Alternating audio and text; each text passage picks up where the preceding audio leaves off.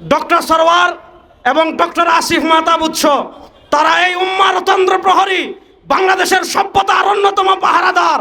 তাদেরকে বাংলাদেশের একটা কুলাঙ্গার তাদেরকে হত্যা করার হুমকি দিয়েছে। যে হত্যা করার হুমকি দিয়েছে তার পক্ষ নিয়ে এদেশের বামরা বিবৃতি দিচ্ছে। আমরা স্পষ্ট ভাষায় বলি, ডক্টর সরওয়ার এবং ডক্টর আসিফ মাহতাব এদেশে একা নয়, তার সাথে বাংলাদেশের সকল মুসলমান আছে। তাদের একটা পশম যদি বাংলাদেশে কেউ পাকা করতে চায়, কিয়ামত হয়ে যাবে, কিয়ামত হয়ে যাবে। আমরা যেই নিয়তে তাহাজ্জুদ পড়ি, ওই নিয়তে ইসলামী আন্দোলন করি। আমরা যেই নিয়তে রোজা রাখি, ওই নিয়তে আমরা ইসলামী আন্দোলন করি। যেই নিয়তে নামাজ পড়ি, ওই নিয়তে ইসলামী আন্দোলন করি। আমরা আদর্শের রাজনীতি করি। আদর্শের রাজনীতি কখনো একটা দুইটা আসনের জন্য বিক্রি হতে পারে না।